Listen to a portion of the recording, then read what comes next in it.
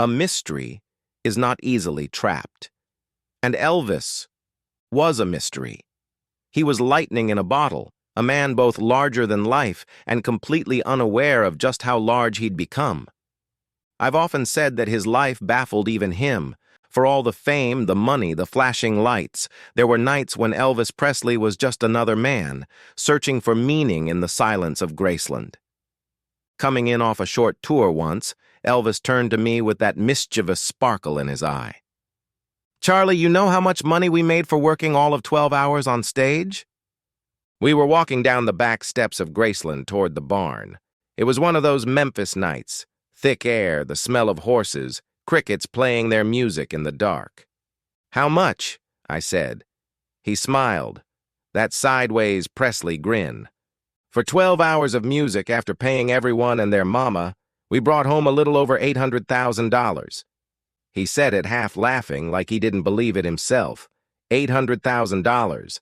But the way he said it, you could tell it wasn't pride. It was wonder.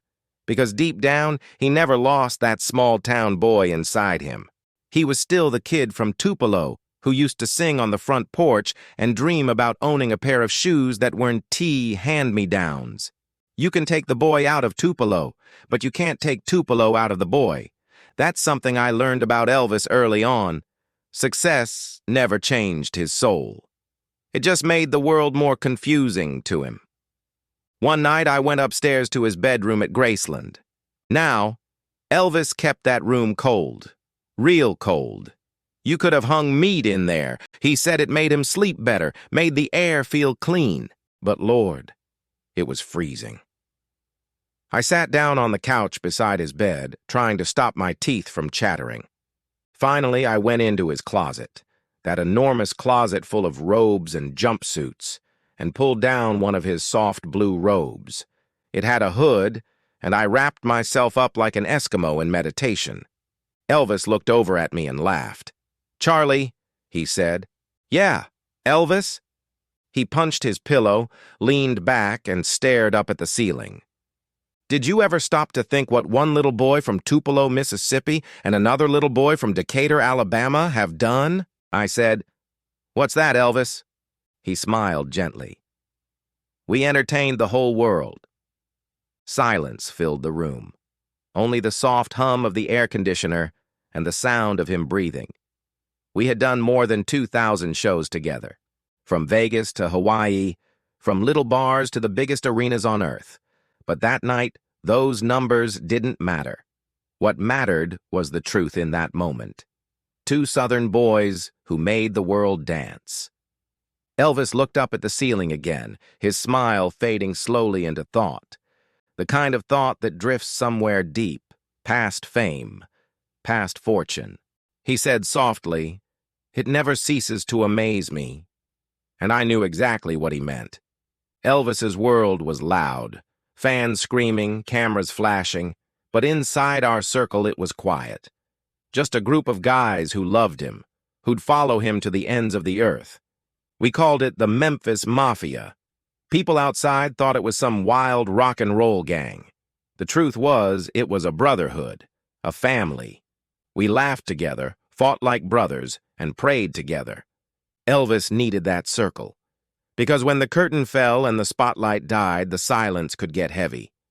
Too heavy. There were nights he'd walk through the halls barefoot looking for company. He'd poke his head into my room and say, "Charlie, you awake?"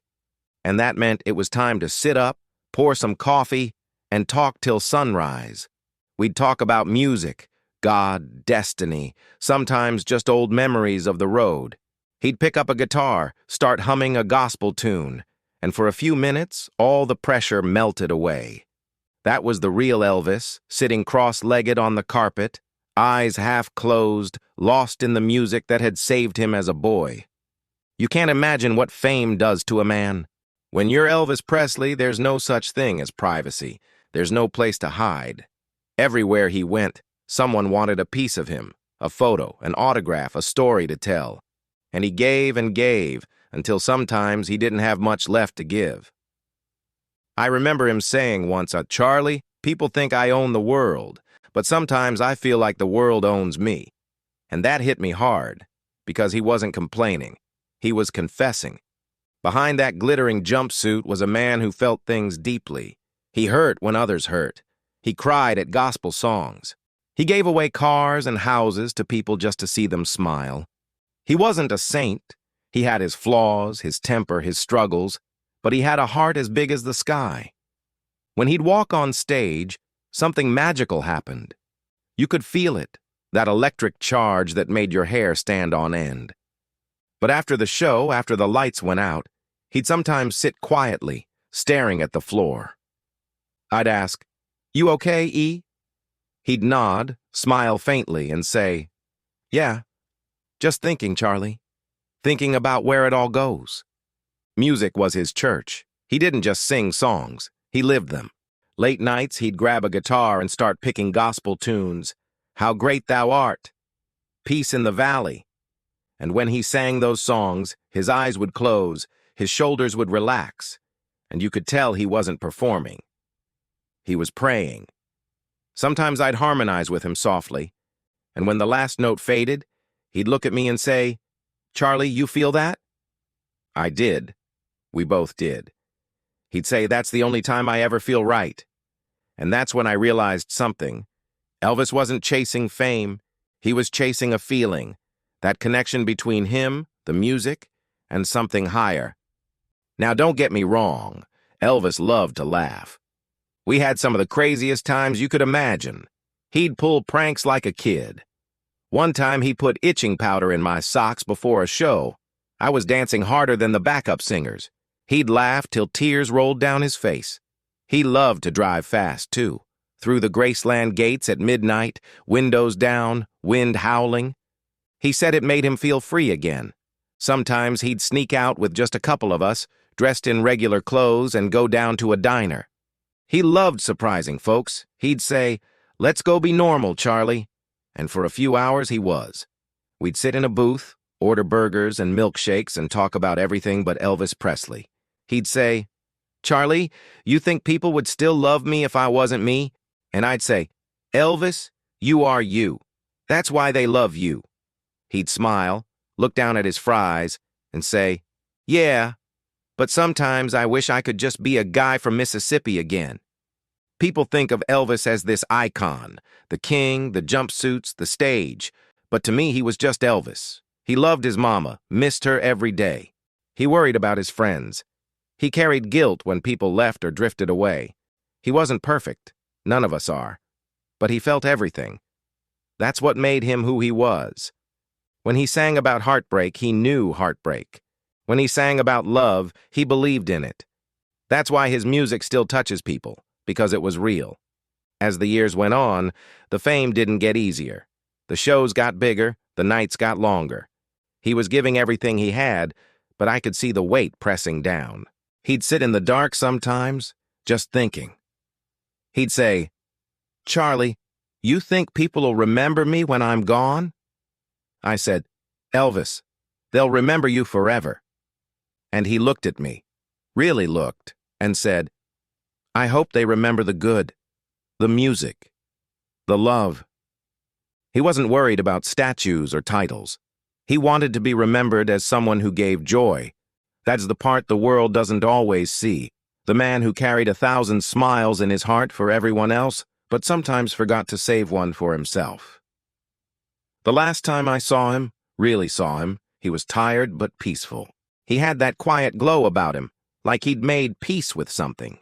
He said, "Charlie, we did it, didn't we?" I said, "Did what, E?" He said, "We entertained the whole world." And I smiled, because that's what he told me that night in the cold room years ago. We entertained the whole world. He leaned back, laughed softly, and said, "Not bad for a couple of Southern boys." Now, years later, I still think about him. Sometimes when I walk past a stage, or hear a gospel choir, or see a young kid strumming a guitar, I think, he's still here, because legends don't die, they echo, and Elvis echoes in every note, every heart that ever felt something when he sang.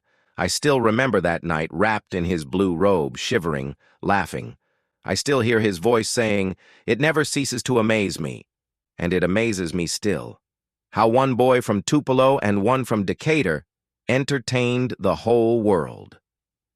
Good night, E. You did it. You really did.